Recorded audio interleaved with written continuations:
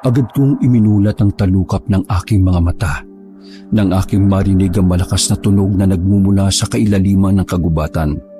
Matapos kong kusot-kusutin ang aking mga mata, dali-dali akong tumungo sa kusina upang kunin ang itak na siya ko namang isinukpit sa aking tagiliran. Parahan kong binuksan ang pintuan at dali-daling lumabas. Bitbit ang sulo, sinuyod ko ang kakahuyan ng 10 oras ng gabi. May takot man ako sa aking dibdib, Kabanong, ngunit matapong kong sinuong ang nagtataasang punong kahoy at matarik na daan upang tuklasin kung ano nga ba ang punot dulo ng malakas na tunog na maihahalin tulad ko sa pagsabog. Nang mga panahong yon, sobrang nagtataka ako dahil wala ni isang lumabas sa aking mga kapitbahay, ganong malakas yung tunog na umalingaw-ngaw sa kagubatan. Makalipas pa ang halos 2 minutong paglalakad, nakita ng aking mga mata ang isang napakalaking hukay. Ang mga puno at dahon na nakapalibot dito ay nasusunog at ang iba ay naging abo na. Ang hukay ay masasabi kong may taas na 4 na talampakan. Maingat kong tinungo ang gitna ng hukay at doon ko nga nakita ang mga biyak na bato at sa gitna nito ay naroroon ang makinang na bagay na nagliliwanag at may iba't ibang kulay. Hugis at sulok ito at talagang kumikinang at nakapagtatakang malamig ito ng aking hawakan. Dahil nga doon, Kabanong, kaagad kong inilagay sa aking bulsa ang misteryosong bagay na yon sa pag-aakalang isa itong mamahaling bagay. Ngunit wala akong kamalay-malay na ito pala ang siyang magbabago ng aking tadhana. Ako nga pala si Gregor, Kabanong, 28 anyos at naninirahan sa isang bayan sa Antique. Isa akong magsasaka pero sa tuwing di ako pumupunta sa bundok, sumasideline ako sa bayan bilang isang kargador, karpintero at kung ano-ano pa. Sa kasalukuyan, mag-isa na lamang ako sa buhay dahil bata pa lamang ay naulila na ako sa aking mga magulang. Nangyari yon dahil sa isang aksidente sa tricycle na minamaneho ni Papa na siyang naging dahilan ng pagkasawi nilang dalawa. Lola ko ang nagpalaki at nag-alaga sa akin, ngunit wala na siya sa kasalukuyan. Matagal na siyang binawian ng buhay dahil sa komplikasyon sa baga. Masalimuot man ang aking naging karanasan. Masaya naman ako, Kabanong, at labis na nagpapasalamat sa Panginoon dahil maayos naman ang aking pamumuhay, kahit simple lamang. Araw ng Lunes, di pa man nagbubukang liwayway, maaga kong nagising upang magkape at ayusin ang aking mga kagamitan. Agad na akong nagtimpla ng kaping barako habang inilalagay sa bag ang mga kakailanganin. Matapos mag-almusal, kinuha ko ang lalagyan ng mga patuka at agad na pumunta sa likod bahay upang pakainin ang aking mga alagang manok. Pare, ang aga mo naman yata ngayon. Halika, kape ka muna. Paanyaya ko sa kumpare kong si Vicente. O sige na nga, hindi naman ako nagmamadali. Tugon nito habang nagpapatuka ako ng manok. Pumasok naman si Vicente at agad itong nagtimpla. Doon nga namin napag-usapan yung kuro-kuro patungkol sa mga kakaibang nangyayari sa Karatig Barangay. Ano ka ba? Aswang? Sa tinagal-tagal ng paninirahan ko dito sa baryo, ni minsan, hindi pa ako nakakita niyan. Panakot lang yan, pare, sa mga bata. Wika ko at natahimik na lamang si Vicente habang humihigop ng kape. Maya-maya pa, sinukbit ko na sa aking tagiliran ng itak at doon na nga kami umalis ng bahay at binaybay ang kahabaan ng daan. Habang binabaybay namin ang maputik at matarik na daan, bigla kong naalala ang nangyari noong nakaraang araw. Bigla kong naalala, Kabanong, ang malakas na ingay na pumukaw sa aking kalagitnaan ng pagkakahimbing. Dinaanan namin ni Vicente yung lugar kung saan ko nakita yung misteryosong bagay. Pero nakapagtatakang nawala na ang hukay na may 4 na talampakan na naroroon. Hindi ko na ikinuwento sa kaibigan ko ang nakuha kong misteryosong bagay mula sa hukay dahil gusto ko itong isikreto at ibenta sa mataas na halaga kung maaari. Makalipas ang ilang minutong paglalakad, narating ko na ang aking munting kubo na nakalagak sa gitna ng bukid. Patag ang lupang aking tinatamnan na siya ko pang minana sa aking lola Anita. Alas 11 ng umaga. Abala ko sa pag-aabono sa aking pechay. Nilalagyan ko ito ng pataba sa maraming kadahilanan. Una ay para makondisyon ang lupa. Pangalawa, nakakatulong ito upang mas mapabilis ang pag-uugat ng pananim. Pangatlo, pinananatili nito ang pagiging matatag na istruktura ng lupa at marami pang iba. Habang abala ko sa paglalagay ng abono, nakita ko ang isang baboy ramo na kinakain ang aking mga tanim sa dulo ng taniman. Agad naman akong dumampot ng bato ngunit animoy walang pakialam ang baboy. Napakalaki at maitim ang balat nito, Kabanong. Dahil nga doon, dali-dali ko itong nilapitan at doon nga lamang umalis ang misteryosong baboy ramo. Natapos ang araw ng walang aberya. Natapos ko ding abonohan ng lahat ng aking mga pananim. Pagod man, ay masaya naman akong nakikita ang produkto ng aking pagod. Bandang alas 5:30 ng hapon, iniligpit ko na ang aking mga kagamitan at nilisan ng bakuran. Ng mga oras na ito, Kabanong, nakaiga ako sa duyan sa ilalim ng puno ng mangga habang naninigarilyo. Hanggang sa bigla na lamang nagdilim ang aking paningin. Takot na takot ako sa mga oras na yon dahil ang buong akala ko ay nabulag ako. Agad kong kinusot-kusot ang aking mga mata, ngunit wala talaga akong makita. Maya-maya pa may mga imahe ang unti-unting nabubuo sa aking isipan. Nakita ko ang baboy ramo nang ninangat-ngat ang dingding ng aking kubo gamit ang matatalim at mahahabang ngipin nito. Matapos niya itong gawin, agad itong sumuksok sa nakabukas kong bag. Matapos kong makita ang mga pangitain na yon, bigla na lamang nagliwanag ang aking paningin na parabang walang nangyari. Sa totoo lang, Kabanong, ng mga panahong ito, iniisip ko lang na guni-guni yun ngunit hindi ko talaga malimutan. Agad kong pinatay ang aking hinihit-hit na sigarilyo at dahan-dahang naglakad papasok sa aking kubo. Doon ko nga nakita ang aking dingding na bukas habang pumapasok doon ng liwanag. Kakaiba ang pagkasira nito, katulad sa nakita ko sa aking pangitain. Dinambot ko ang walis at naglakad ako ng dahan-dahan papunta sa aking bag at tinusok ito ng bitbit kong walis tambo. Hanggang sa sobra akong nagulat nang makita ang maitim na baboy ramo sa loob. Ito yung baboy ramo na nakita ko kaninang alas 11 ng umaga. Sobrang nanlilisik ang mga mata nito habang nakalabas ang matutulis ng ngipin. Sinubukan akong atakihin ng nilalang, ngunit mabuti na lamang at agad ko namang nadampot ang itak na siya ko namang naihampas sa baboy. Nang mahiwa ko ang leeg nito, dali-daling tumakbo ang baboy papalabas ng bahay, habang naiwan naman sa loob ng aking kubo ang maitim na dugo nito. Sinubukan ko pa sana siyang habulin ngunit talagang mabilis itong nakatakas. Sinubukan ko pang tawirin ang ilog patungo sa kabilang bukid dahil nakita ko pa nga ang mga dugo nito, ngunit napagdesisyonan kong tumigil na dahil pagod na din ako ng mga panahong yon. Maya-maya pa, Kabanong, nakita ko si Vicente na papatawid ng ilog. O pare, anong ginagawa mo dito? May pupuntahan ka ba? Bakit parang aligaga ka yata? Tanong nito. At doon ko na nga isiniwalat ang buong pangyayari. Habang naglalakad kami pabalik ng aking kubo, patid kong napakaseryoso ng aking kaibigan habang pinakikinggan ang aking karanasan. Nako paring Gregor, maniwala ka sa hindi, isang aswangan na kasagupa mo. Paliwanag nito. Ha? Aswang?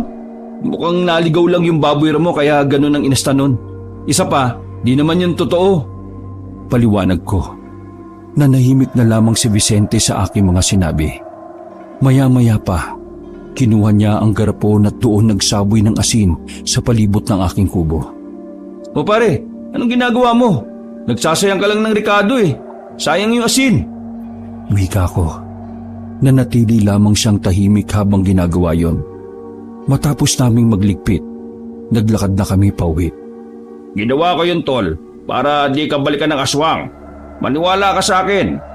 Maraming usap-usapan ang kumakalat ngayon patungkol sa aswang kaya kung ako sa'yo, mag-iingat ako. Mapagiganti pa naman yung mga yan. Wika ni Vicente. Dagdag pa ng aking kaibigan na talagang babalikan daw ako ng aswang kung hindi nito nakuha ang kanyang kagustuhan. Nang mga panahong ito, Kabanong, isinantabi ko na lang muna ang mga sinabi ng aking kaibigan. Dahil di talaga ako naniniwala sa mga ganoong nilalang. Hanggang sa maranasan ko ang mga kakatuwang pangyayari. 10:00 ng gabi, habang nanonood ako ng telebisyon sa sala at umiinom ng alak. Agad kong pinatay ang TV nang marinig ko ang ingay na nagmumula sa likod ng aking bahay. Sino yan? May tao ba dyan? Wika ko pa, ngunit wala akong natanggap na sagot. Nang mga oras na yun, Kabanong, kinakabahan na ako kung kaya't dumiretso ako sa kwarto at kinuha ang aking itak. Habang naglalakad papasok, bigla na lamang nagdilim ang aking paningin. At sa hindi inaasahang pangyayari, naulit na naman yung aking pangitain. Habang papasok ako ng kusina, bigla na lamang nag-anyong matanda ang baboy at doon nga ay sinunggaban ako nito gamit ang kanyang matatalas ng ngipin at kuko. Sa hindi inaasahang dahilan, nakagat ako ng nilalang sa liig. Sa sobrang higpit ng pagkakakagat nito, natuklap ang balat ng aking liig at doon nga bumulwak ang napakaraming dugo. Hanggang sa makalipas lamang ang ilang segundo at nagliwanag na ang kapaligiran. Natulala ako ng ilang segundo at pinag-isipan ang susunod na hakbang. Matapos kong kunin ang itak, inasahan ko nang aatakin ako ng nilalang sa kusina kung kaya't agad naman akong nakapaghanda. Gamit ang makapal na tabla na nakasandal sa sala, binitbit ko ito at gaya nga ng nakita ko sa pangitain ko, biglang nagbago ang anyo ng baboy ramo at agad akong sinunggaban. Gamit ang tabla, agad ko itong sinangga at pinagtatataga ang nilalang. Nakalmot ako ng aswang sa tagiliran, ngunit agad naman akong nakabawi ng saksak. Nang mapuruhan ko ang matandang aswang, Kabanong, sinubukan pa sana nitong tumakas ngunit hindi ko na siya pinagbigyan. Isang malaking pagkakamali ang pumunta ka dito sa bahay upang paslangin ako. Sabay tarak ng itak sa dibdib ng aswang na siyang naging dahilan upang mawalan ito ng buhay.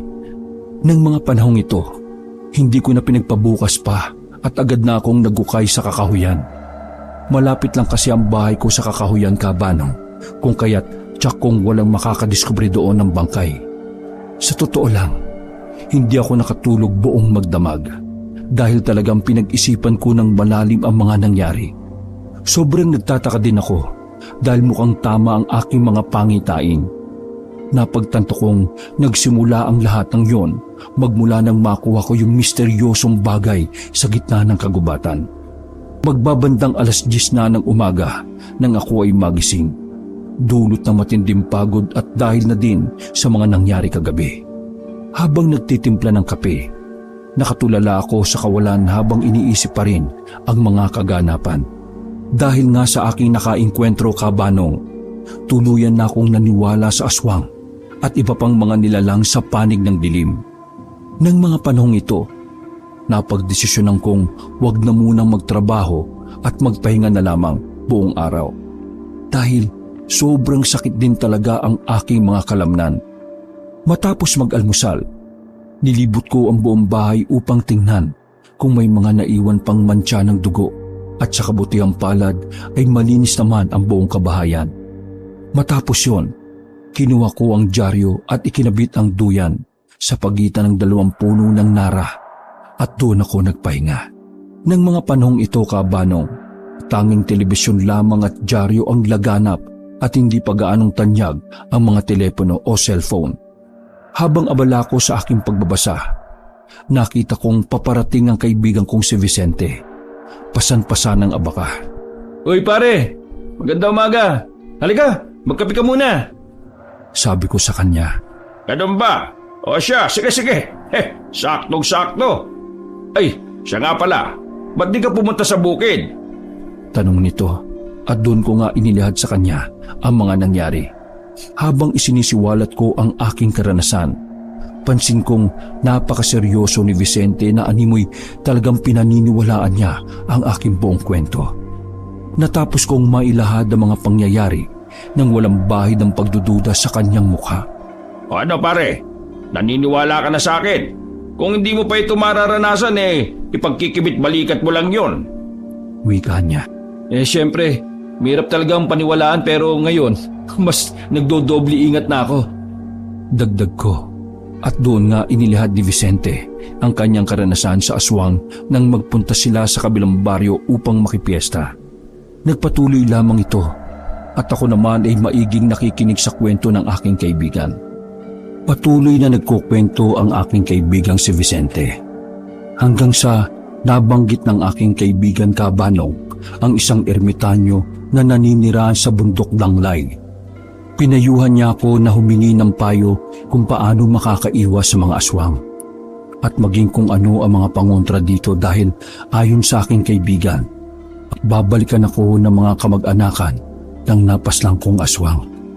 Nagdadalawang isip man dahil sa medyo may kalayuan talaga sa amin ang bundok Danglay. Natakot din ako na baka tama nga ang aking kaibigan. Nang mismong araw na yon, Kabanong, tinapos ko na ang mga kailangang asikasuhin sa bukid dahil bukas na bukas ay sisimulan ko na ang paglalakbay papunta sa bundok. Kung hindi nyo na itatanong, Kabanong, walang albularyo o kahit anong manggagamot ang naroroon sa aming barangay. Maging sa karatig baryo ng mga panahong ito. Wala din akong kamalay-malay ngunit ayon sa mga kwento, bigla na lamang silang nawala na parang bula. Matapos ko ngang maibili ng aking bahay at maging ang mga pananim sa aking kumpare, maaga akong umuwi ng bahay upang mag-impake. Sa mga di nakakaalam, aabuti ng halos 2 araw ang aking paglalakbay upang makapunta sa bundok Danglay. Wala naman akong kalabaw na pwedeng masakyan at hindi pa talaga uso ng mga panahon na yon ang mga sasakyan. Sobrang bibihira lamang talaga at makikita lamang ng mga ito sa bayan.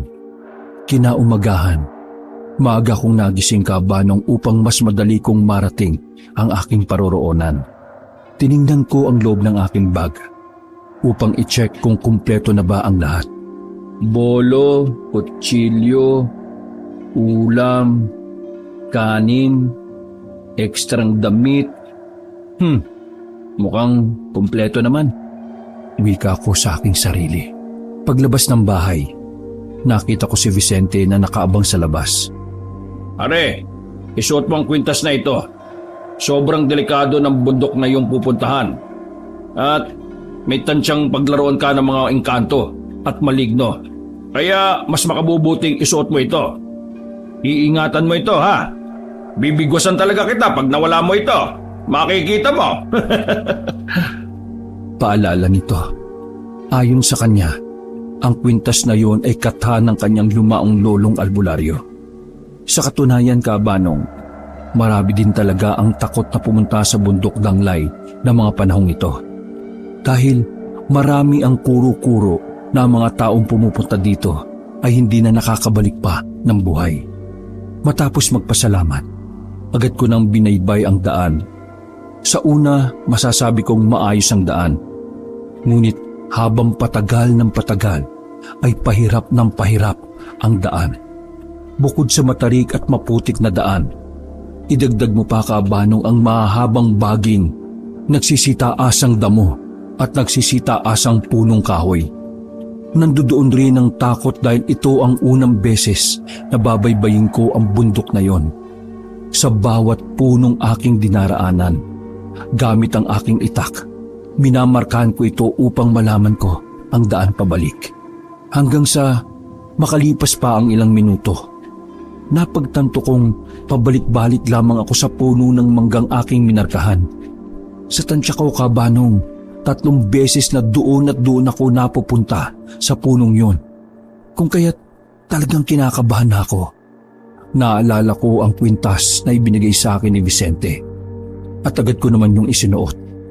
Inalis ko muna ito dahil sa baka masira dulot ng matarik at malubak na daan. Ayaw ko din sana itong masira dahil memento ito galing sa kanyang lolo. Matapos ko nga itong masuot, binaligtad ko din ang aking damit at napansin ko ngang hindi na ako naliligaw, kung kaya't nawala namang kaagad ang aking kaba. Magbabandang 12:00 na ng tanghali, Kabanong. Napagdesisyonan kong tumigil muna sa gilid upang mananghalian. Gutom na din kasi ako ng mga oras na ito. Kung kaya't sumilong ako sa ilalim ng akasya upang doon kumain at magpahinga. Akmang kukunin ko na sana ang pagkain ko sa bag nang biglang mawindang ako nang makita kong umikot ng napakabilis ang aking relo sa kamay. Pansin kong dumilim din ang paligid at umulan ng malakas. Patuloy kong minamasdan ang aking orasan kaabanong hanggang sa tumigil ito. Bigla na lamang akong napaatras nang makitang bigla na lamang bumukas ang katawan ng puno ng akasya na parabang inaanyayahan ako nitong pumasok. Upang makasiguro akong ligtas ito, kumuha ko ng bato at itinapon ito sa butas. Nagulat ako nung pumasok ito sa loob at nagmistulang napunta sa ibang lugar. Dahil sa tiningnan ko ang likurang bahagi ng akasya, nakakapagtakang wala doon ng bato.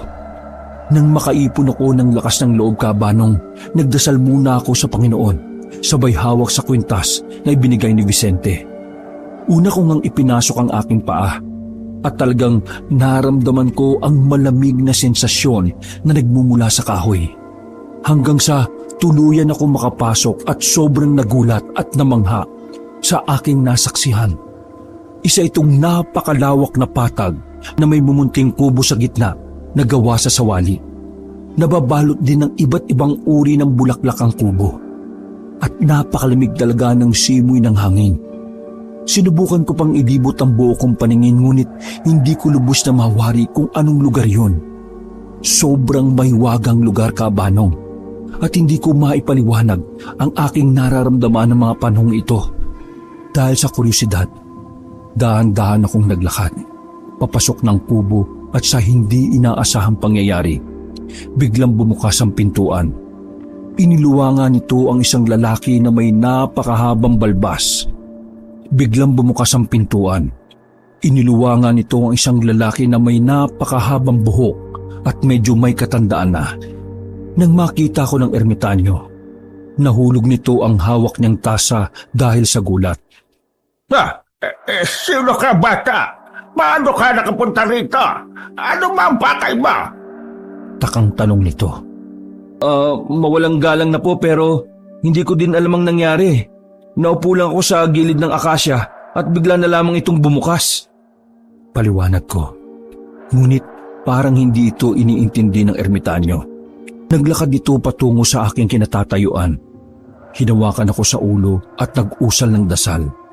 Maya-maya pa, kita ko ang pagkagulat nito sa mukha at tinanong ako ng, Iho, may agimat ka.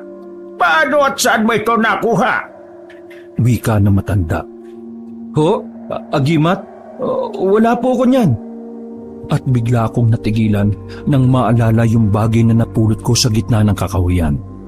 Dali-dali kong binuksan ang bag upang kunin ang wallet. Ngunit napansin kong wala na roon yung misteryosong bagay na napulot ko. Sinubukan kong halugugin ang aking bag ngunit nanlumo din ako dahil napagtanto kong naiwala ko yon nang hindi man lamang napapakinabangan. Napansin ito ng ermitanyo at tinawakan ulit ako nito sa ulo. Maya-maya pa, Iho, kapain mo ang iyong likuran. wika niya pa at agad naman akong sumunod. Pagkapako nga sa aking likod, naramdaman ko ang matigas na bagay na nakapailalim sa aking likod. Nang mga oras na yun kabanong, nagpanik ako dahil wala akong kamalay-malay na may ganun sa aking likuran. Agad kong hinubad ang aking damit at doon nga ay nakita ng ermitanyo ang bagay sa aking likuran. Diyos ko po, Iho, saan mo nakuha ang bagay na ito? Wala kang kamalay-malay na ikaw ang napili. Wika niya. Ha? Ano bang napili, Manong? At ano ba yung bagay na ito? Dagdag ko. Dali-daling pumasok ang ermitanyo sa loob ng bahay at doon nga ay kinuha niya ang salamin. Nang itinutok ito sa aking likod, doon ko napagtanto na ito yung bagay na napulot ko sa kakahuyan. Ngunit pansin kong medyo nag-iba na ang kulay at hubog nito. Ang hugis nito ay naging bilog na may kulay lila sa gitna. Isa itong napaka-espesyal na uri ng agimat, Iho. Ayon sa aking mga ninuno na nagpasa sa akin ng mga kaalaman patungkol sa mutya, ito ang tinatawag na ang mutya ng San Sinukob ay isa sa pinakamakapangyarihang mutya. Tanging ikaw pa lamang ang nakakakuha nito sa ating henerasyon at masasabing piling-pili lamang ang nagiging may-ari nito. Wika ng ermitanyo. Tinanong ko ang matanda kung ano ba ang mga kakayahan na maaring ibigay ng mutya sa nagtatangan nito. Ngunit winika niya na, ang mga kaalamang ibinabahagi ko sa iyo pawang galing lamang sa aking mga ninuno na ipinasa rin sa kanila ng mga sinaunang tao. Pagpaumanhin mo, iho, ha? Ngunit hindi ako ganon kapamilyar sa mutyang hawak mo. dagdag pa ng ermitanyo. Ayon sa kanya, tutulungan niya akong linangin at pagtibayin ang aking mutya upang malaman namin ang buong kapasidad nito. Ayon din sa matanda, may mga alam siyang paraan na pwede naming gamitin. Siya nga pala. Ako si Ador, isa akong antingero. Tara, pasok ka sa munti kong tahanan. Pagpapakilala nito, magalang din akong nagpakilala kay Mang Ador at masasabi kong napakabait nitong tao. Pagkapasok sa munting tahanan ng matanda, pansin kong napakalinis ng loob at napakabango ng halimuyak sa loob. Sobrang organisado din ang mga gamit at napakakintab ng sahig. Pansin ko din na mag-isa lamang siya sa buhay, kung kaya't bahagya akong nalungkot. Maya-maya pa, tumungo sa kusina ang matanda upang magtimpla ng kape. Habang siya ay abala sa ginagawa, patuloy ko lamang inilibot ang aking paningin dahil sobrang nagugustuhan ko ang lugar na yon. Masasabi kong napakapayapa. Eto iho, magkape ka muna. Kung gusto mong kumain sumandok ka na lang ng kanin at ulam sa kusina. Wika nito. Agad naman akong tumango bilang tugon ng pagsang-ayon. Habang nasa sala, naidagdag pa ni Mang Ador na dumadating lamang ang mutya ng San Sinukob sa ating mundo kapag may paparating na unos o dilubyo. Dagdag pa niya na ang mutyang ito ay mula sa kaluwakan at ipinadadala lamang ito sa taong karapat-dapat sa oras ng kagipitan. Iho, maghanda ka. Hindi sa tinatakot kita pero dumarating ang mutya na yan sa oras ng pangangailangan. Wika niya. At napalunok na lamang ako ng laway kabanong dahil sa mga narinig ko. Dagdag pa ng ermitanyo na naririyan naman siya upang gabayan ako. Kaya wala akong dapat na ikatakot. Matapos ang aming malalim na pag-uusap, sinamahan ako ni Mang Ador sa aking magiging kwarto. Pasensya ka na at maliit lamang ang aking bahay, ha? Pero sigurado kong magiging komportable ka. Wika niya at tumango naman ako bilang tugon ng pagsang-ayon. Sa totoo lang, wala nang kaso sa akin yon dahil matagal na akong sanay matulog sa papag. Napahiga na lamang ako sa kutsyon dahil sa labis na pagod. Habang nakahiga, pinagmamasdan ko ang kalangitan habang nag-iisip ng malalim. Hindi ko namamalaya na unti-unti na akong nakakatulog. Iho, gising na! Maghapunan ka na! Maghapunan ka na at baka mapasma ka! Paggising sa akin ng matanda, pagtingin ko sa oras, 7:30 na ng gabi, kung kaya't agad naman akong napatayo sa pagkakahiga. Naku, pasensya na po Mang Ador. Medyo napagod lang ata ako kanina sa pag-akyat. Wika ko. Ano ka ba? Bibihira nga lang ang nakakapunta dito kung kaya't naiintindihan kita, iho. O siya, kumain ka na. Wika nito. Habang kumakain, naitanong ko sa ermitanyo kung ano nga ba ang lugar na kinatatayuan ng kanyang kubo. Ayon sa matanda, ang lugar na iyon ay tinatawag na Baryo Pulang Bato.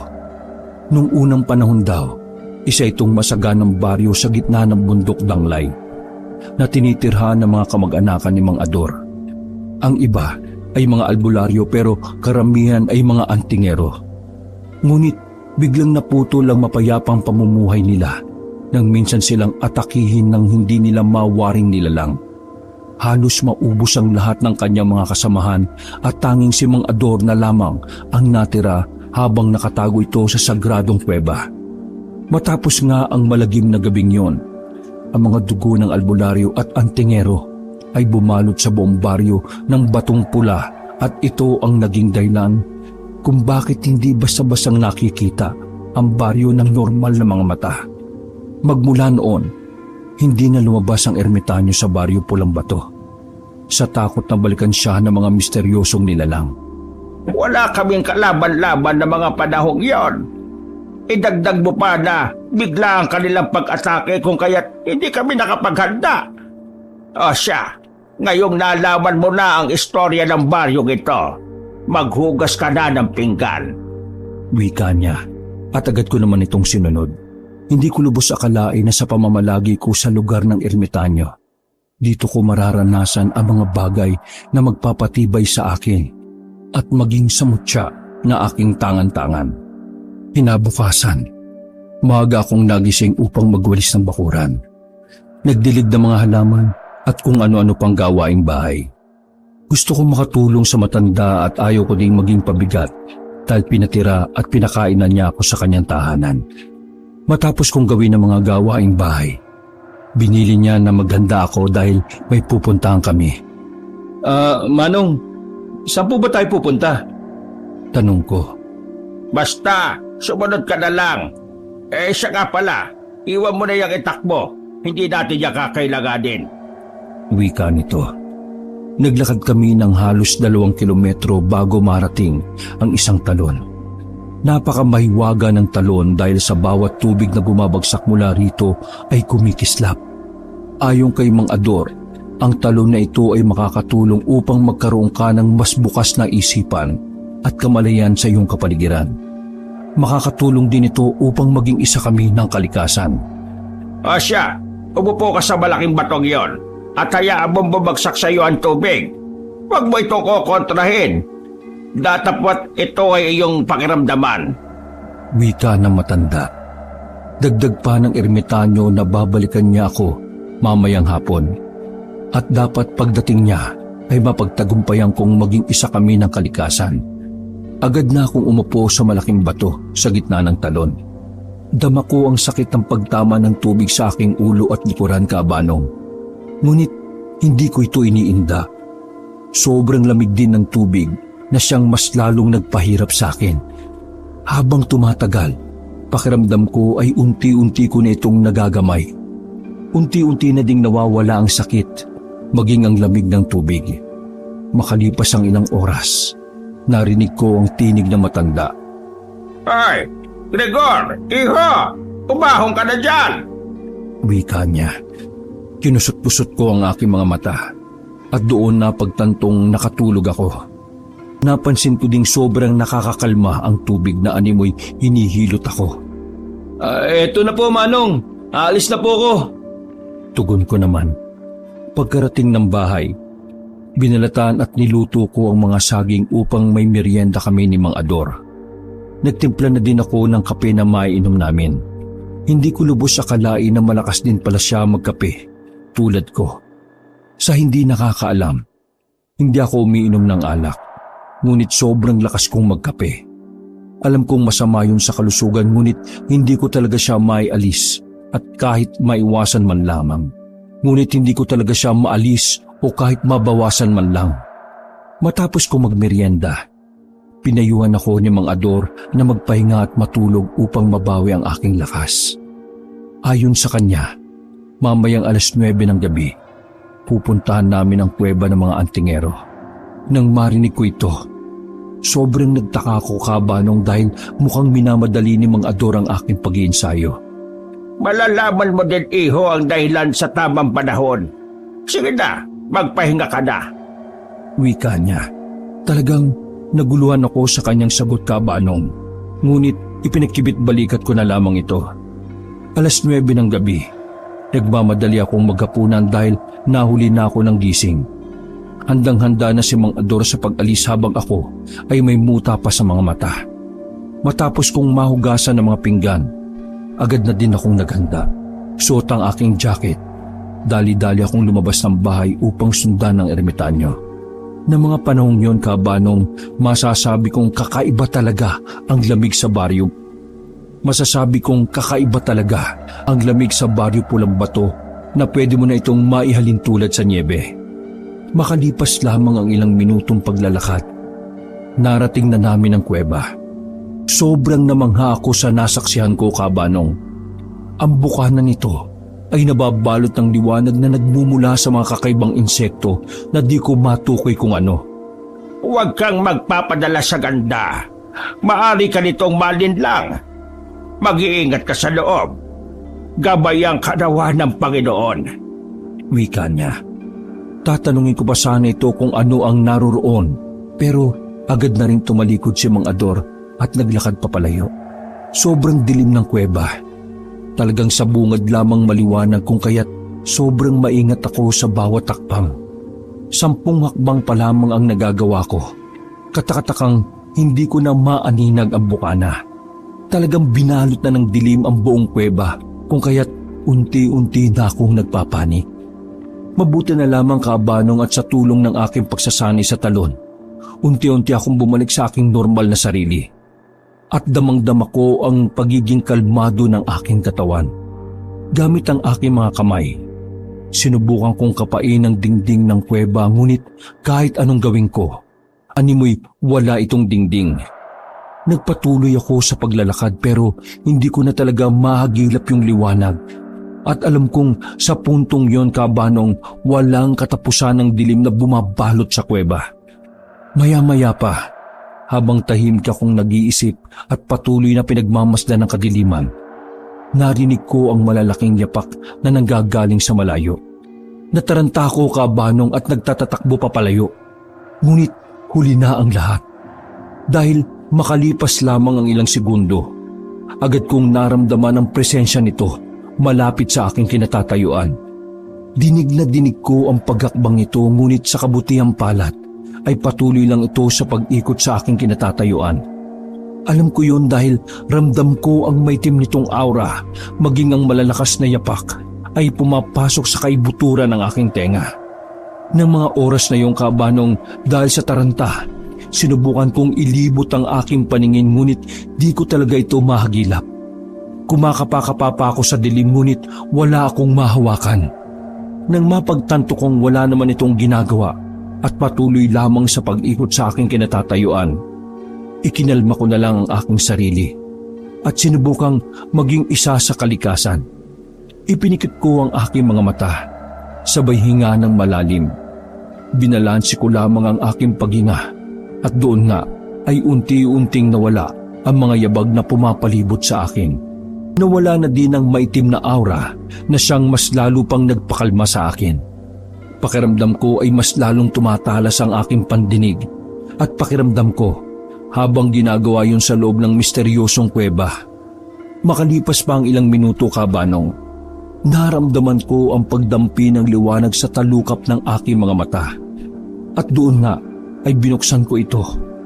Nakita ko ang maliwanag na lagusan na binabalot ng nag-iilaw na mga insekto.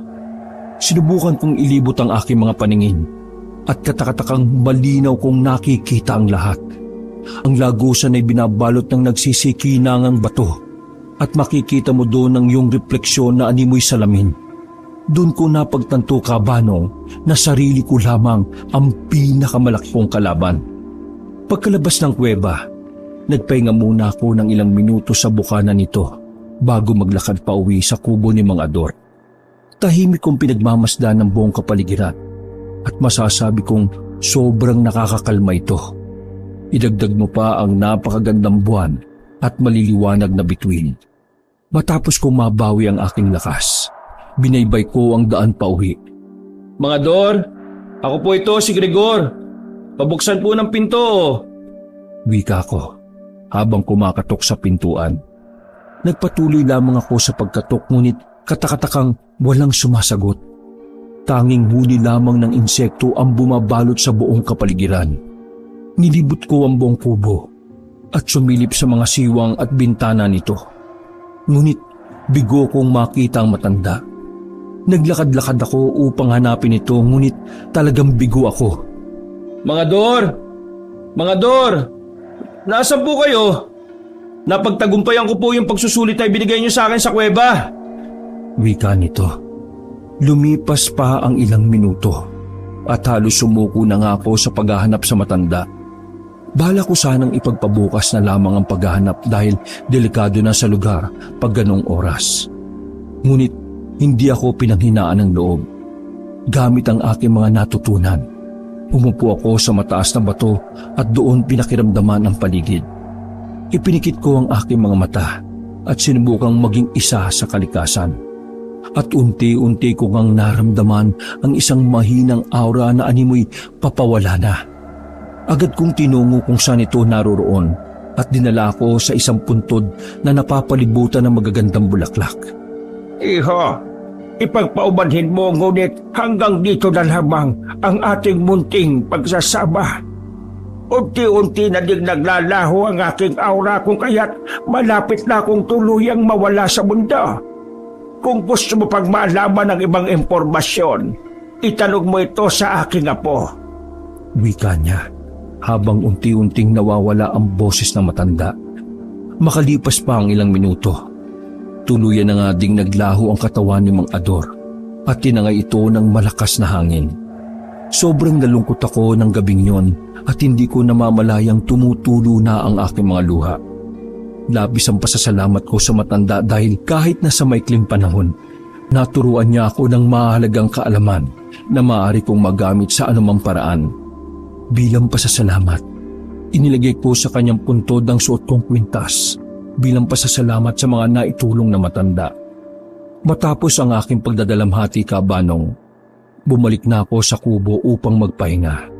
Napagdesisyonan kong bukas na bukas ay babalik na ako sa aming barangay upang ipagpatuloy ang aking mga naantalang trabaho. Kinabukasan, maaga akong umalis sa bahay ni Mang Ador. Ngunit bago ko yung gawin, nagdasal muna ako at naglagay ng mga bulaklak. Maraming salamat po, Mang Ador, sa mga naitulong mo. Naway, nasa maayos na po kayong kalagayan. Wika ko sa aking sarili. Binalikan ko ang puno ng akasya kung saan ako pumasok. At madali naman akong nakalabas sa baryong Pulang Bato.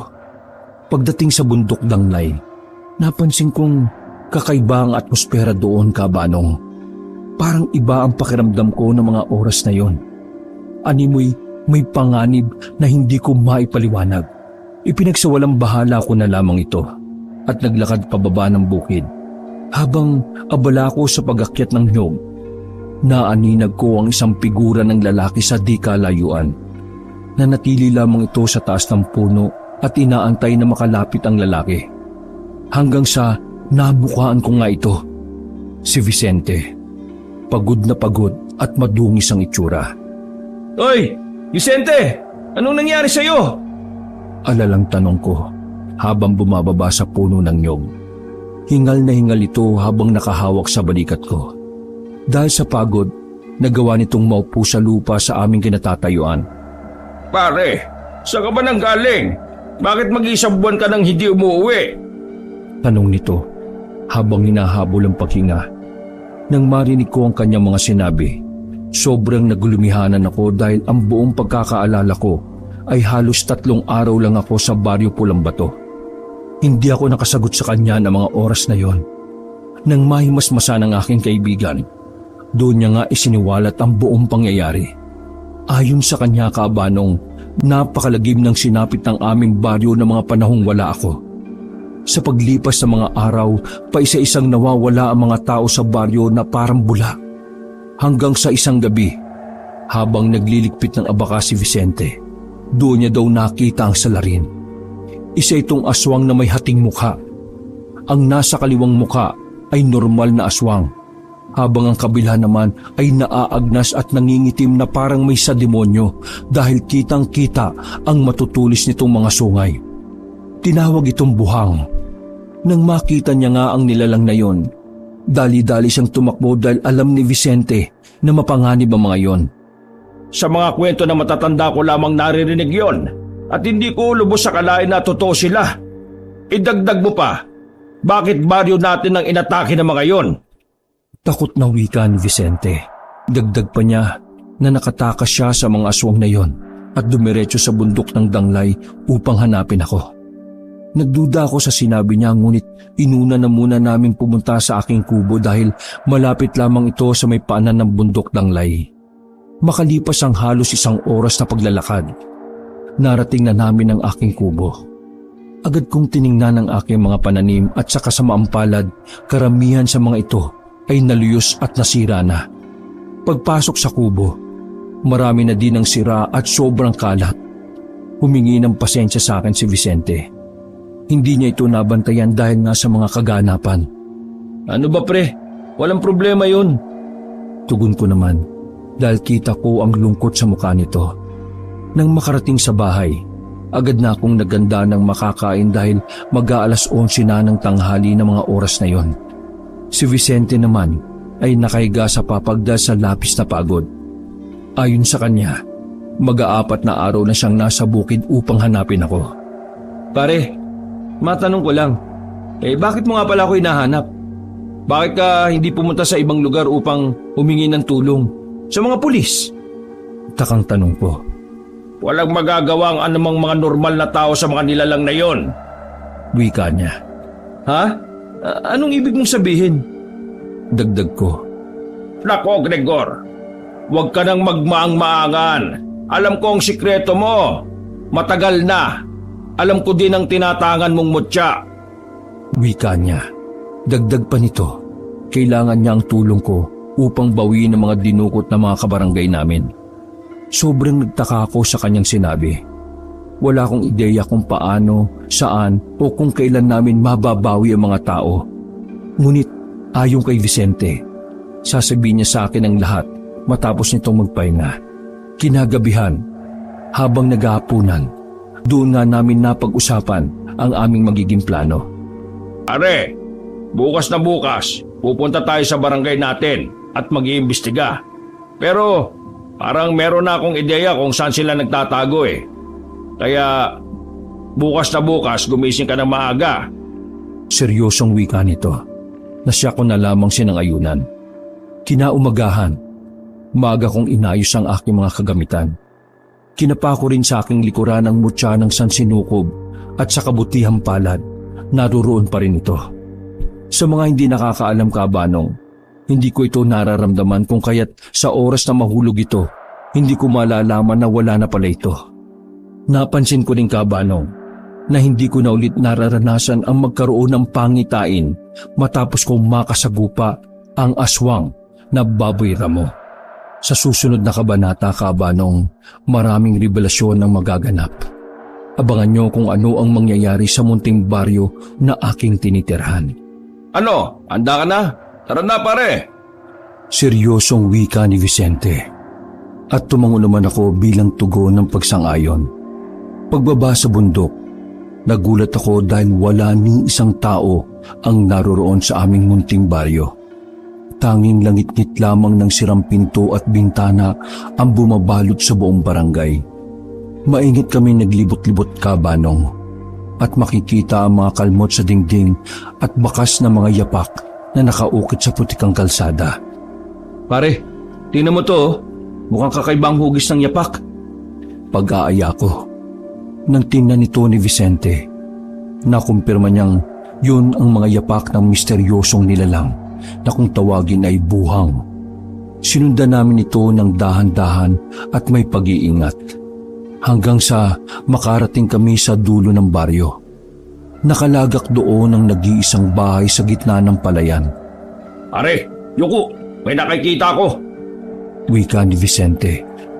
Pagtingin ko sa bintana ng bahay, nawindang ako sa mga nasaksihan.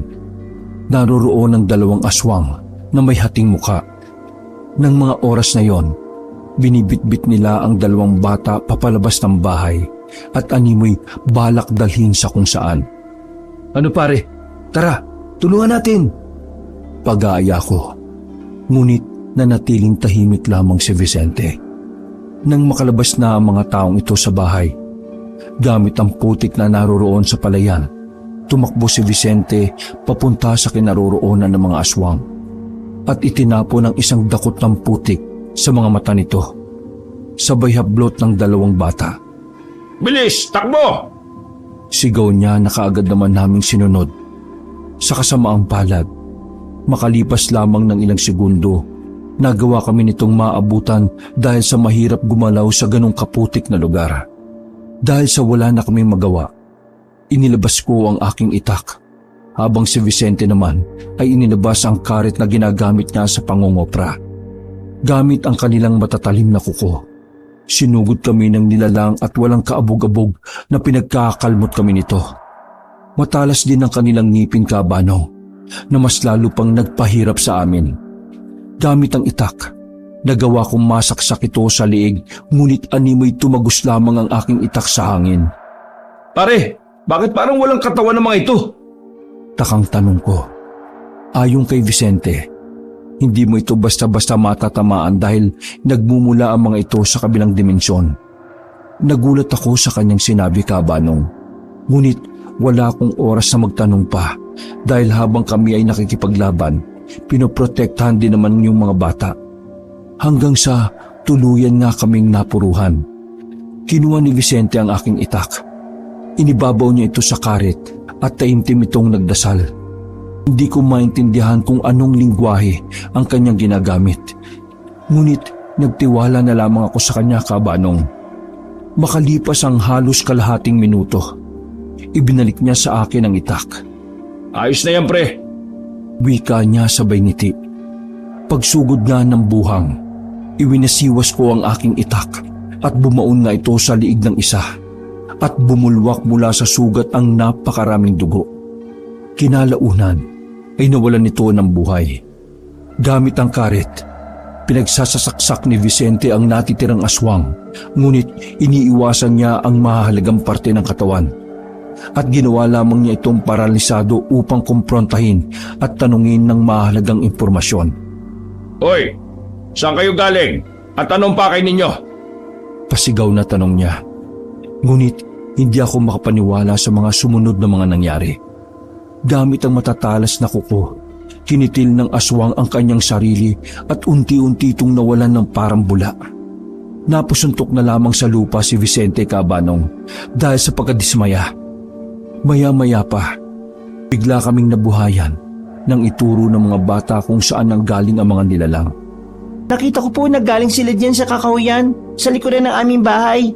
Pero hindi ko po alam kung saan sila eksaktong nagmula dahil din sa matataas na puno at nagsisitaas ang mga halaman. Paliwanag ng bata. Ganun ba?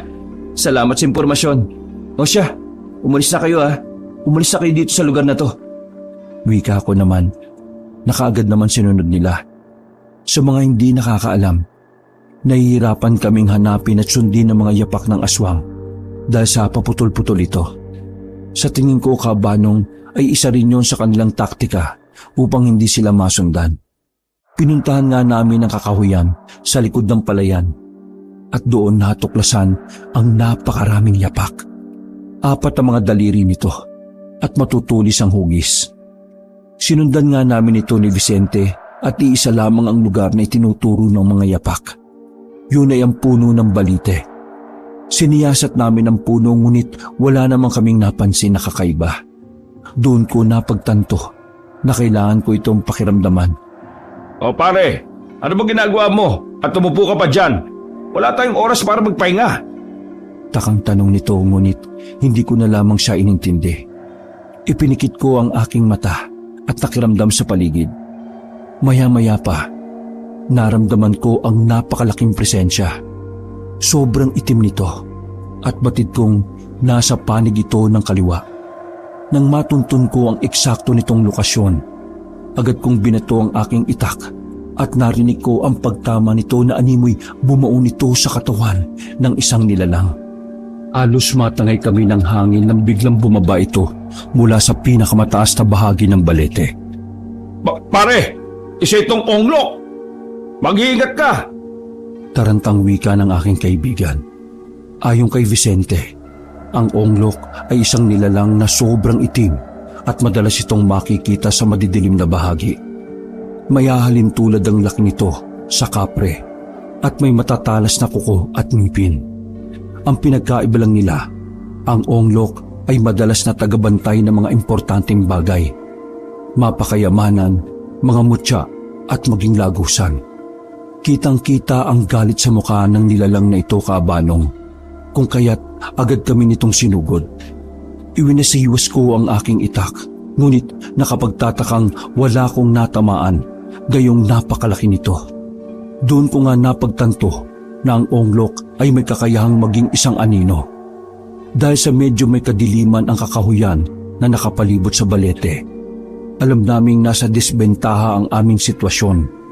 Hanggang sa walang kaabog-abog na sumugod ang onglok sa aming likuran at nagawa ngang bumao ng matatalim na kuko nito sa likod ni Vicente. Dahil doon, bumulwak ang napakaraming dugo na nagmumula sa kanyang bibig.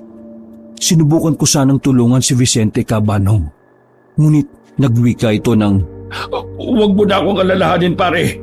Kaya kong sarili ko. Maging mapagmatsyag ka dahil hindi basta-basta ang kaharap natin. wika nito. Nang puntong yon, inilabas ni Vicente ang isang medalyon sa kanyang bulsa. Ayon sa aking kaibigan, yun ang tinatawag na medalyon ng San Benito. Nag-usal nga ito ng dasal na hindi ko mawari kung anong lingwahe habang hawak-hawak ang sugat sa likuran. Makalipas lamang ang ilang segundo, nagulat ako nang makita kong unti-unting naghihilom ang kanyang mga sugat. Oh, anong nakakamangha doon? Tingnan mo yung unahan mo. Papasugod na yung onglok, oh. Tarantang wika nito. Paglingon ko nga sa onglok, nakangiti ito at pasugod sa akin. Sa kabutihang palad, Kaabanong, gamit ang aking matalas na pakiramdam at pandinig, madali ko lang itong nailagan at nagawa ko pang mabawian ng nilalang. Tinamaan ito ng itak sa tagiliran at doon na bumuhos ang napakaitim na dugo. Unti-unti itong nanghina at napaluhod sa lupa. Maglalakad na sana kami patungong balete nang bigla kong nakaramdam ng kamay na mahigpit na nakakapit sa aking kamay. Nang bigla kong makaramdam ng kamay na mahigpit na nakakapit sa aking paa. Nang ito'y aking lingunin, kitang-kita ng dalawa kong mga mata ang maliliit na onglok na nabubuo mula sa maitim na dugo. Pare, yung mga dahon, putulin mo! Sigaw na wika ni Vicente na agad ko namang sinunod. Matapos nga naming tabasin ang nagsisitaas ang mga dahon at halaman, unti-unting pumasok ang liwanag sa kakahuyan. Doon nga, Kaabanong, ay isa-isang umusok ang mga onglok ng matamaan ng sikat na nagmumula sa araw.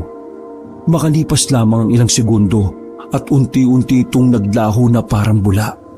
Sikat lang pala ng araw ang katapat ng mga yun. Siya nga pala, pare. Paano mo nalaman na yun ang pangontra sa onglok? Takang tanong ko. Iniiwasan nilang malayo sa madilim na bahagi. Naalala ko din yung kwento sa akin ng lolo ko. Sagot nito. Matapos ang munting diskusyon, naglakad kami papunta sa puno ng balete at kinilatis ito sa pag-asang may sikreto kaming matutuklasan mula rito. Hanggang sa bigla na naman bumilis ang ikot ng orasan sa aking relo at doon nga ay bumuhos ang napakalakas na ulan. Pare, naulit na naman. Nangyari na din to sa akin eh. Wika ko kay Vicente at kita ang pagtataka sa mukha nito. Hanggang sa maya-maya pa, nabuo ang isang lagusan sa katawan ng puno ng balete. Pare, ito ba ang biringan? Wala akong kalam-alam na totoo pala talaga ang lugar na hanapan ng mga nawawala. Wika ng aking kaibigan. Maging ako ng mga oras na yon ay nagtataka rin dahil wala akong kamalay-malay kung ano ba ang lugar na yon. Wala din akong kaidi-idiya kung ano ang panganib na naghihintay sa amin sa oras na tumawid kami sa lugar na yon. Ngunit wala kaming nagawa ni Vicente. Papahakbang na sana ako papasok nang bigla naming marinig ang sigaw ng bata. Tulong! Tulungan niyo ako! Inahabol ako ng aswang! Wika ng isang bata. Paglingon ko, ito yung bata na tinulungan namin mula sa mga nilalang na may hati ang muka. Kuya, tulungan niyo po ako! Dagdag na wika pa nito habang hinahabol ng buhang. Gamit ang aking itak, madali kong napas lang ang nilalang. O ayan iho, umalis ka na. Delikado sa lugar na ito. Wika ko. Wala na po akong iba mapupuntahan eh. Napas lang na din po yung kapatid ko. Kaya wala na akong kapamilya o kamag-anak man lang. Malungkot na sad nito. O sige, sumama ka sa amin, Iho. Kaso, hindi ko may papangako na ligtas ang lugar na pupuntahan namin, ha? Wika ko naman na agad na sinang-ayunan ng bata. Wala na din kaming magagawa pa dahil hindi naman pwede basta-basta na lamang namin itong iwan. Mas lalong mapapahamak ang bata. Pagpasok sa Lagusan, Kabanong, dumaan kami sa isang makitid na kuweba. Nababalot ito ng iba't ibang halaman at may mahahabang ugat. Dahan-dahan ka lang, bata, ha? Baka madapa ka. Paalala ko, medyo may kadiliman kasi ang kuwebang yon, ngunit hindi naman ito kaso sa akin. Makalipas pa ang ilang minutong paglalakad, iniluwa kami ng kuweba sa isang sapa.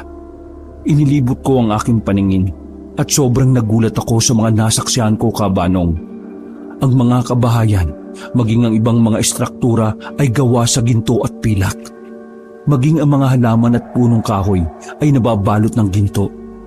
Subalit, maging ang mga halaman at punong kahoy ay nababalot ng ginto. Sobrang kinang ng lugar na siya talagang nakakapanibago. Inilibot ko ang aking paningin at nagulat ako nang makita ang 2 araw at 3 buwan na naroroon sa kalangitan. Paglingon ko kay Vicente, manghang-mangha din ito sa mga nasasaksihan. Hindi ko maintindihan, Kabanong, kung ano ang aking nararamdaman. Takot, kaba, galak at pagkamangha. Rigor, pare, dito na muna tayo magpalipas ng gabi. Magmasid muna tayo dahil maging ako walang kaalam-alam sa lugar na ito. Mas makabubuti kung hindi muna tayo gagawa ng aksyon. Wika niya, nagad ko naman sinang-ayunan. Naganap kami ng medyo tagong pwesto at doon nga nilatag ang maliit na banig. Sa mga di nakakaalam, mag-aalas 6 na ng mga panahon na ito, ngunit sobrang tirik na tirik pa rin ang araw. Habang naghahapunan, nagkwento nga ang bata patungkol sa kanyang sarili. Mga kuya, ako nga pala si Gino. Mukhang ngayon nyo lang ako nakita dahil bagong lipat lang kami nila inay. Kaso, napakamalas nga dahil sa mga nangyayari. Wika nito at nagpatuloy pa sa pagkwento si Gino. Matapos malamnan ang kumakalam na sikmura, napagdesisyonan naming matulog pansamantala upang mabawi ang nawalang lakas. Napagdesisyonan naming matulog pansamantala upang mabawi ang nawalang lakas. Gusto din naming handa kami dahil wala kaming kaide-ideya kung ano ang panganib na nag-aantay sa amin. Sige po, ako na lang po muna magbabantay. Tutal, hindi pa naman ako antok eh. Gigisingin ko kayo kagad kapag may napansin akong kakaiba. Voluntaryo ni Gino. Ganun ba? O sige, bata, matutulog na muna kami, ha? Dagdag ni Vicente. Na mga oras na ito, Kabanong, panatag naman ang aking loob. Hindi kami basta-basta madidiskubre doon dahil medyo liblib at tago talaga ang pinupwestuhan namin. Nagising ako dahil sa ingay na nagmumula sa insekto sa paligid. Iminulat ko ang aking mga mata at nakitang mas lamang na ang araw kaysa sa buwan. Napakaliwanag na din ang paligid at talagang medyo mainit ang araw na yon. Mag-almusal ka muna, pare. Tapos na kami ni Gino, oh. Paanyaya ni Vicente sa akin. Habang kumakain, patuloy ko lamang na pinagmamasdan ang paligid. Manghang-mangha pa rin ako sa mga kabahayan at istrukturang gawa sa ginto. Maya-maya pa, habang abala kami sa pag-uusap, narinig ko ang mga yabag na nagmumula sa di kalayuan kung kaya't sinenyasan ko si Gino at Vicente na tumahimik. Hanggang sa nagulat kami nang biglang lumabas ang isang misteryosong lalaki na nababalot sa itim na roba. Hoy, sino ka? Anong ginagawa mo dito? Kabadong tanong ni Vicente.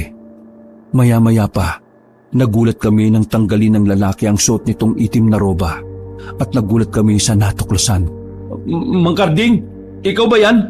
Totoo ba itong nakikita ko? Tanong ko sa kanya. Paano kayo napunta dito, Grigor? Ikaw din, Vicente. Kamusta na kayo, mga iho? Tanong na wika nito. Sa mga hindi nakakaalam, si Mang Karding ay ang kapitan ng aming munting barangay. Malapit din ang loob namin sa matanda dahil likas talagang mabuti ang taong yon. Ang buong akala po namin wala na kayo, maging ang iba pa natin mga kabarangay. Takang tanong ko.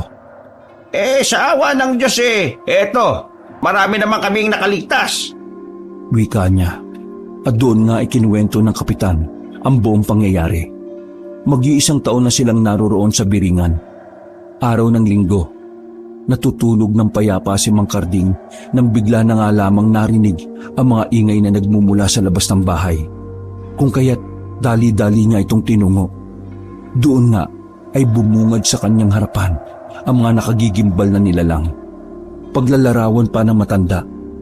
Kakaiba ang mga aswang na ito dahil hati ang mukha. Sinubukan niyang tulungan ng mga nasasakupan ngunit wala siyang kalaban-laban sa lakas at pwersa ng mga ito.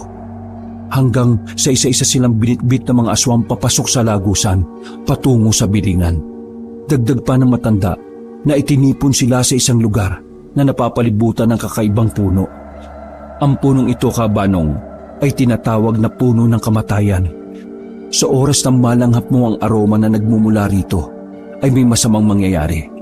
Sa kabutihang palad, bigla na lamang na sumikat ang sinag ng nagmumula sa araw na siyang naging dahilan upang magsitakbuhan ng nilalang sa madilim na bahagi ng Biringan. Dahil doon, nagkaroon sila ng tsansa na makatakas at magpakalayo-layo sa lugar na yon. Mga iyo, tara, sumama kayo sa lugar na pinaglulunggaan namin.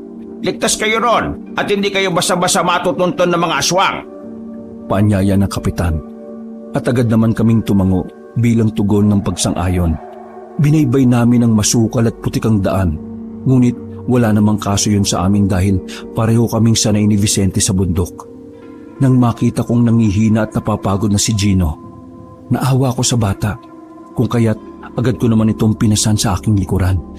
Makalipas ang halos 5 minutong paglalakad, Kabanong, narating namin ang napakalaking puno ng nara. Nag-usal ng kakaibang lingwahe si Mang Karding at ang mga baging at damo na nakapalibot dito ay unti-unting nahawi. At doon nga ay nabuo ang isang daan. Naglakad kami ng ilang minuto at nadatnan namin ang isang munting komunidad na nakalagak sa gitna ng kagubatan sa Biringan. Doon ko nakita ang aming mga kapitbahay, kakilala, maging ang iba pa naming kabarkada. Halos mangilid ang aking mga luha nang masaksihan kong nasa maayos na kalagayan ng mga residente ng aming baryo. Matapos ang munting pag-uusap at kumustahan, naglibot-libot kami ni Vicente sa lugar. Simple lang naman ang kanilang pamumuhay. Gawa sa kahoy at nipa ang bubong. At marami din silang iba't ibang uri ng mga pananim. Nagulat nga din ako nang makita ang iba't ibang uri ng hayop tulad ng baboy ramo, manok at maging pato. Doon ko napagtanto, Kabanong, na tuluyan na nilang nagawang umangkop sa bagong kapaligiran ng Biringan. Kung gusto nyo magpahinga, dumito na lamang muna kayo habang hindi pa natin alam kung papaano makakaalis sa lugar na ito. Mas makabubuti kung magsasadip puwersa tayo sa pag-iisip ng mga plano at taktika. Wika ni Mang Karding. Naging maayos naman ang aming pamumuhay sa lugar na yon. Nakakakain kami ng karne at nakakainom din ng tuba. Kitang-kita ko din si Gino na masayang-masaya nang makita at makasama muli ang kanyang ina. Wala kaming kamalay-malay sa dagok na paparating. Ngunit wala kaming kamalay-malay, Kabanong, sa dagok na paparating. Isang umaga, bigla na lamang akong nagising nang marinig ang mga pagkatok na nagmumula sa aking pintuan. Sandali lang! Sino ba yan? Bakit napakaaga naman? Wika ko habang kinukusot-kusot ang mga mata. Pagbukas ng pinto, doon ko nga nakita si Gino na umiiyak. Kuya Gregor, tulungan niyo po ako. Hindi pa po kasi bumabalik si Mama Hindi pa po kasi bumabalik si Nanay Magpipitong oras na nakalipas. Nagpaalam lang po ito na aalis dahil may kukunin sa labas. Paliwanag ng bata. Doon na din nagising si Mang Karding at pansin kong kinabahan ito sa mga narinig. Kung hindi mo na itatanong, Gregor, ang lugar na ito ay napapalibutan ng isang engkantasyon na itinuro sa akin ng aking lolong antingero. Isa ito sa dahilan kung bakit tumagal kami sa lugar na ito.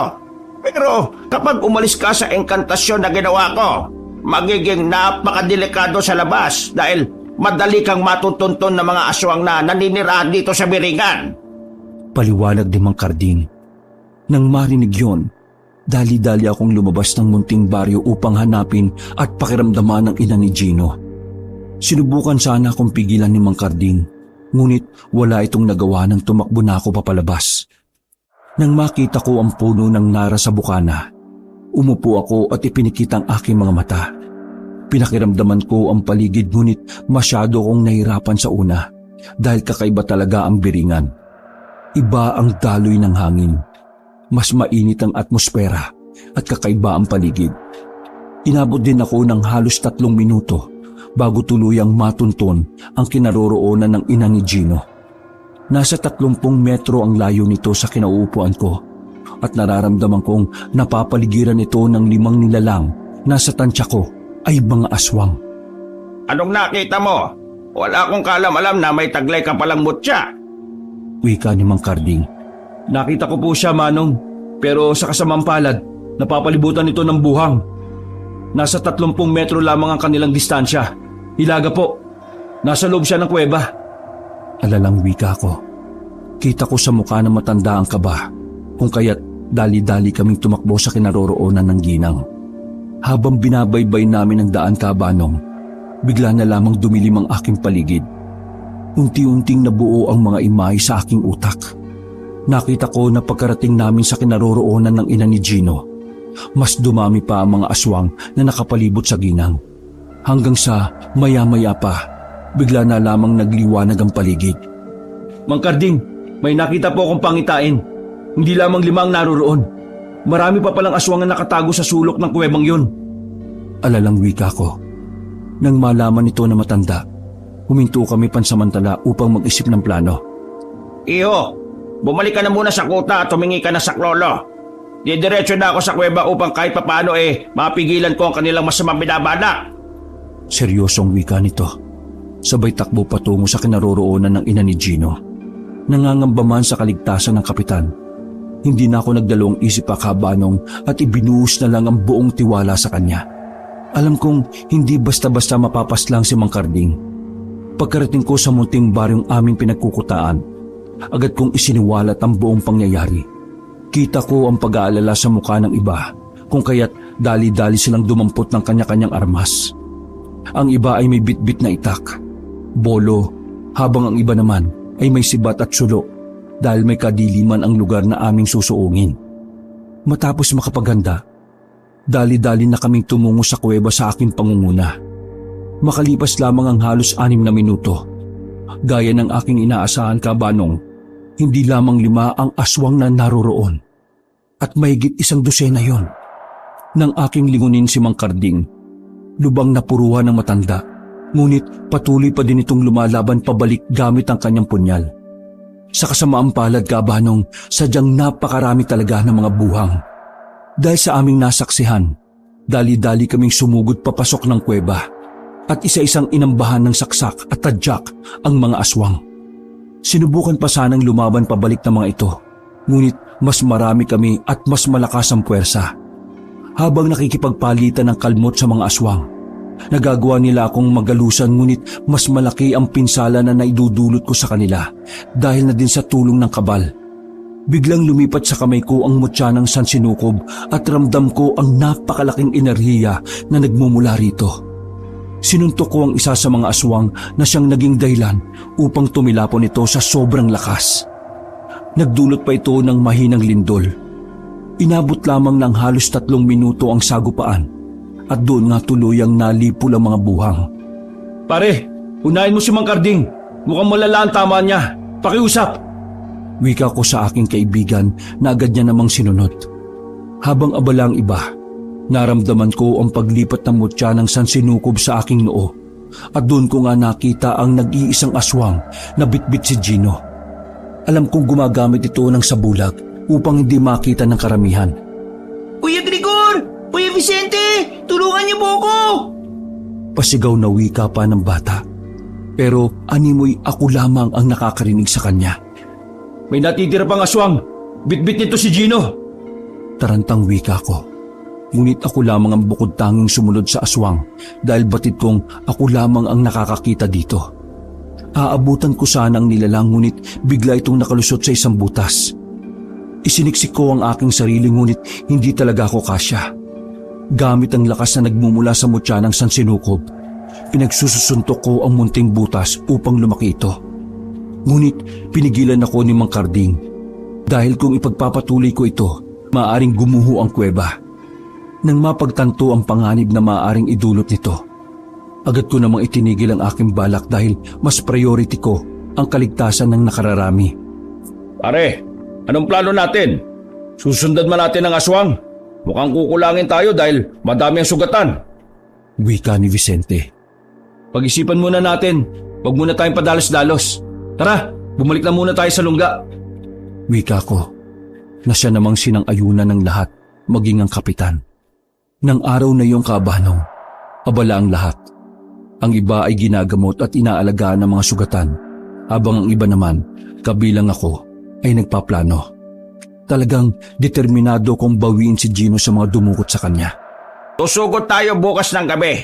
Kung hindi mo na itatanong, Gregor, tuwing gabi kami pinakamalakas. Mas mataas ang tsansa nating manalo sa ganitong paraan. Wika ni Mang Karding na siya ko namang pinagtaka. Ha? Bakit po gabi tayo sasalakay? Di ba mas maganda kung umaga dahil mahina sila pagdating sa sinag ng araw? Takang tanong ko. Malalaman mo ang lahat, iho, pagsapit ng gabi. Wika nito, sabay ngiti. Inubos namin ang oras sa pagpapagaling at paghahanda. Ang iba ay patuloy sa panggagamot na pinangungunahan ni Vicente. Habang ako naman ay patuloy na pinakikiramdaman ng paligid. Nagbabaka sakali na matunton ang lokasyon ni Gino. Inubos ko ang mga natitirang oras sa pag-usal ng mga dasal para sa kabal at sa mutya ng sansinukob. At dumating na nga ang pinakahihintay ng lahat. Bago pa man sumapit ang gabi, abala na ang lahat sa paghahanda. Bago pa man kami tuluyang umalis, nagdaos muna si Mang Karding ng dasal upang palagi kaming protektahan at gabayan ng Panginoon. Maya-maya pa kabanong, kumalat na ang dilim sa buong kapaligiran. Bilog na bilog ang buwan at kakibat nito ang pagpapalit ng anyo ng mga residente ng aming barangay, maging si Mang Karding.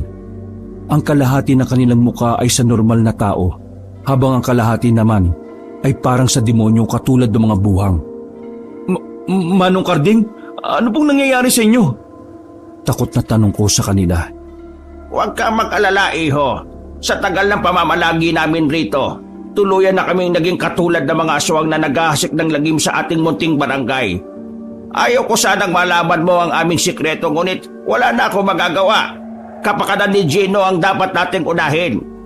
Dagdag pa ni Mang Karding na ang may salarin sa pinomenang yon ay ang puno ng kamatayan. Ang katas at aroma na nagmumula rito ay humahalo sa hangin at kapag parati mo itong nalalanghap ay ganun na nga ang mangyayari. Isa itong sumpa kabanong na matagal na nilang nilalabanan.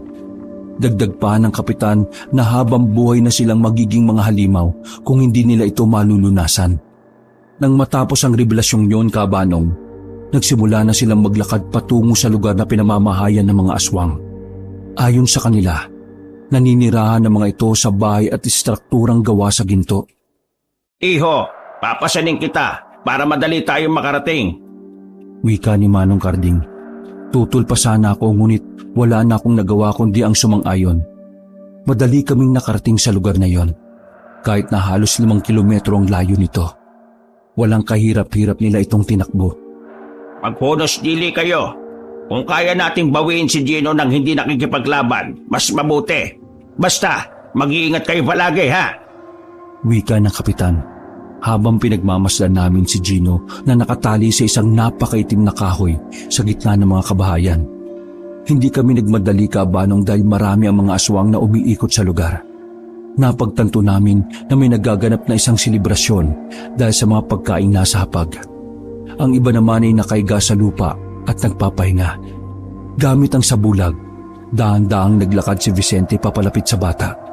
Napagdesisyonan namin siya ang sumuong sa panganib dahil siya ang pinakamagaling gumamit ng sabulag. Sobrang ingat nito sa paglalakad dahil sa oras na magkamali siya ay tiyak na wala siyang ligtas sa kamay ng mga aswang. Nang marating niya ang itim na puno kabanong, maingat niyang niluwagan ang tali. Maingat niyang niluwagan ang tali ng bata. Gino, huwag kang gagalaw. Huwag kang gagawa ng kahit na anong ingay. Maliwanag.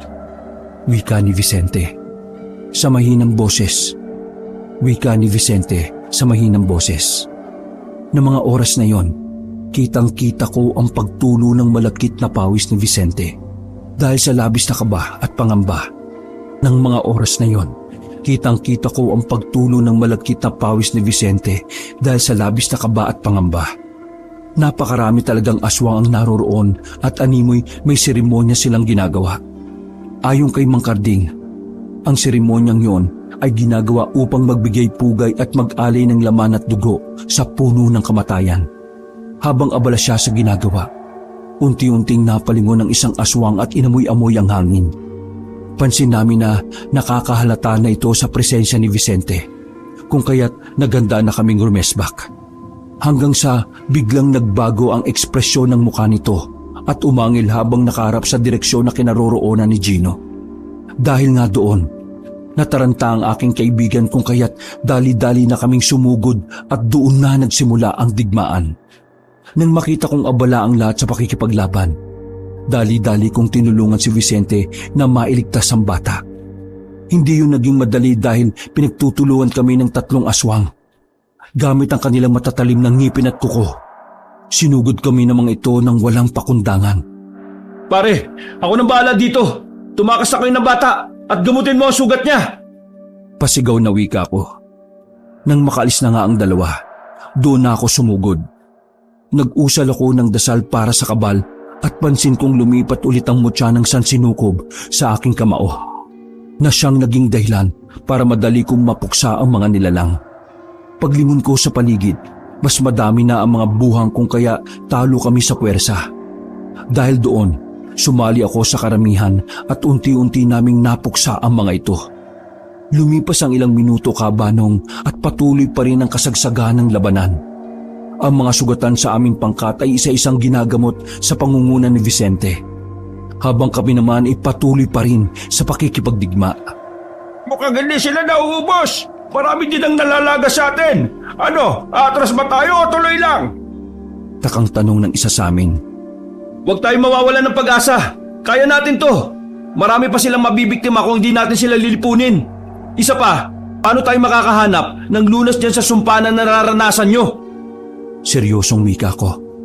Dahil nga sa aking mga sinabi, pansin kong unti-unting tumataas ang moral ng aking mga kasama. Ang mga nanghihina at nawawalan na ng pag-asa ay unti-unting lumakas ang loob. Pagtingin ko sa aking dibdib kabanong, naroroon ang mutya ng sansinukob at kumikislap. Doon ko nadiskubre ang bagong abilidad ng mutya na aking tangan. Lumipas pa ang ilang minuto at unti-unti na nga naming nasupil ang mga aswang. Ang iba ay sinubukan pang tumakas ngunit hindi kami pumayag. Tuloy-tuloy lang ang aming pakikipaglaban sa pag-aakalang matatapos na ito. Ngunit hindi pa pala kabanong.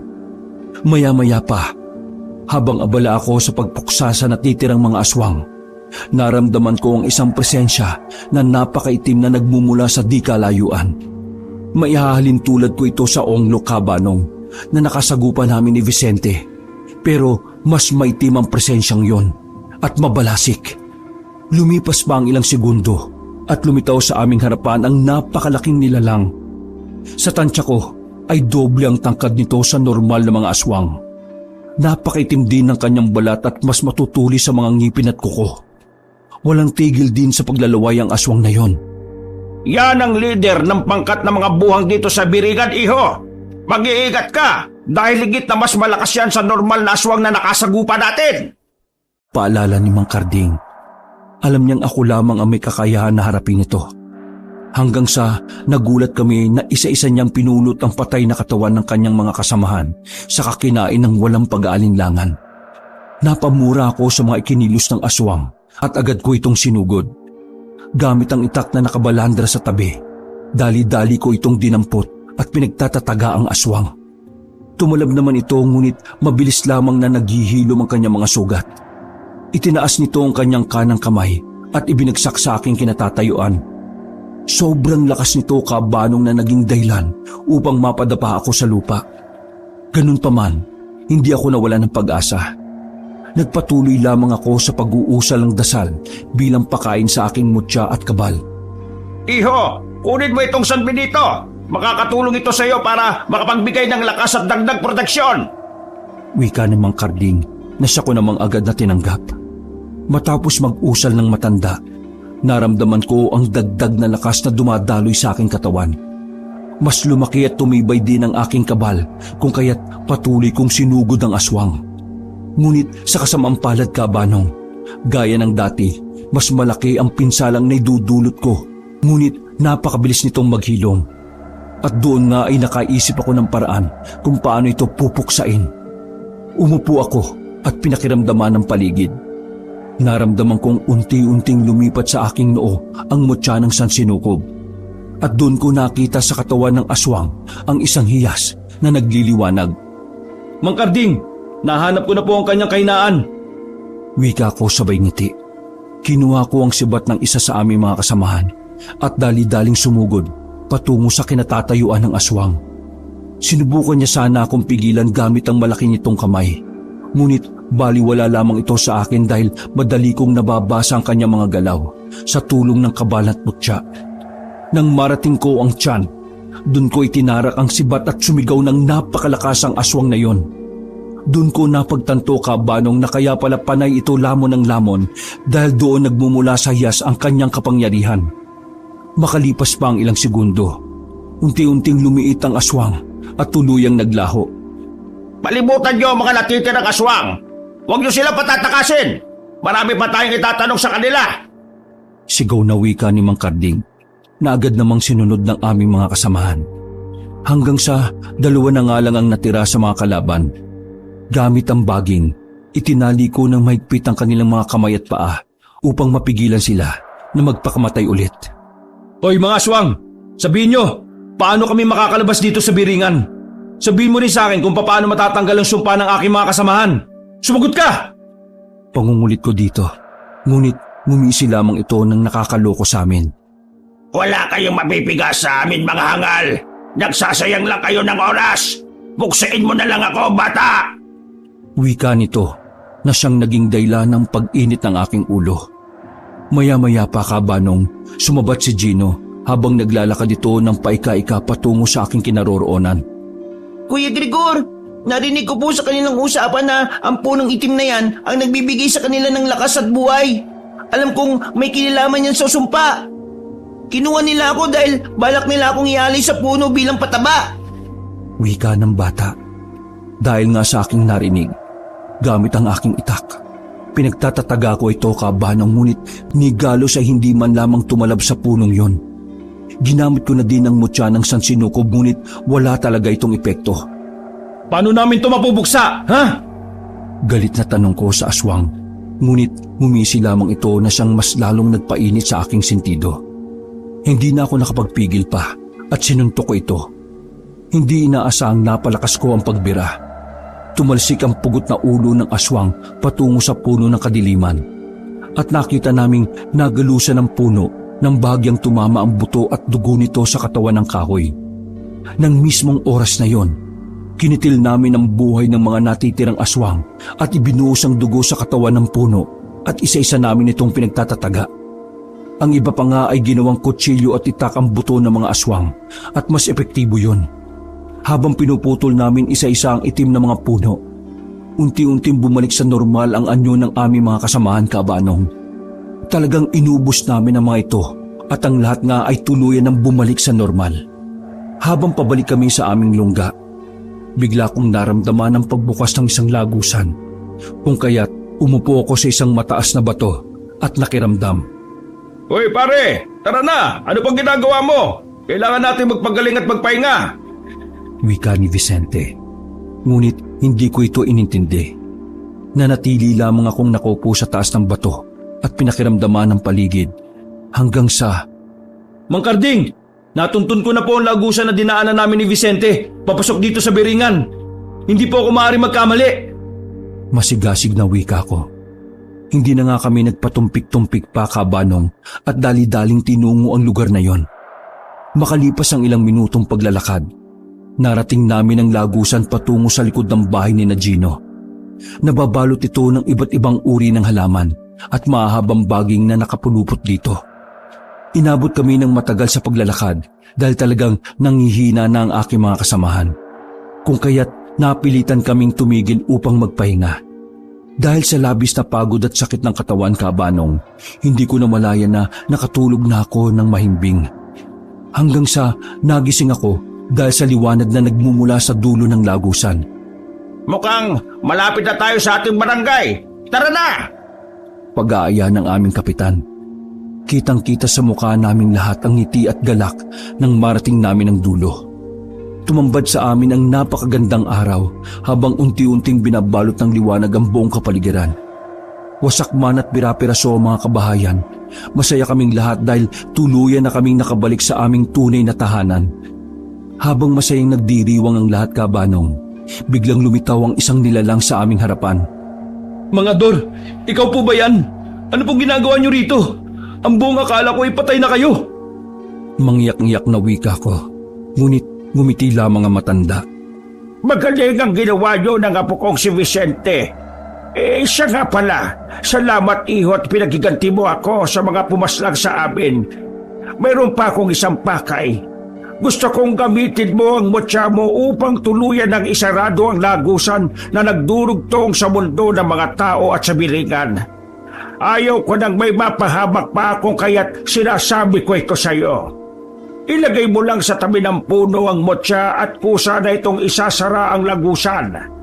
Paliwanag na matanda at agad ko naman itong sinunod. Inilagay ko sa tabi ang hiyas ng mutya ng sansinukob at unti-unti itong nagliwanag. Maya-maya pa, Kabanong, tuluyan itong sinipsip ng puno at unti-unting binalot ang balete ng mga napakalaking baging na nagsisilbing kandado sa lagusan ng dalawang mundo. Dagdag pa ni Mang Ador, hanggat hindi naaalis ang mutya ng sansinukob sa portal, hinding-hindi ito kayang buksan ng kahit na sino man. Matapos ang araw na yon, Kabanong, nagkaroon kami ng munting selebrasyon. Naganda sila ng tuba at iba't ibang uri ng putahe at maging prutas ang naroroon sa hapag. Naging masaya at mapayapa ang gabing yon. Labis ang aking pasasalamat sa aking mga kasamahan maging sa mutya ng sansinukob dahil sa tulong na ipinagkaloob nito sa akin. Masaya din akong binawi na ito ng kalikasan na tunay na nagmamay-ari ng mutya. Matapos ng karumal-dumal na pangyayari, unti-unting nakabangon ang aming munting baryo sa pinsalang tinamo nito sa mga aswang. Marami na din ang nagbago sa mga residente, Kabanong, dahil sa mga kaganapan sa Biringan. Hanggang dito na lamang ang aking kwento at nawa ay may napulot kayong aral sa aking mga karanasan. Ako si Gregor na palaging nagpapaalala na mag-iingat kayo palagi at naway gabayan kayo ng Diyos sa anumang panganib at kapahamakan. Wakas.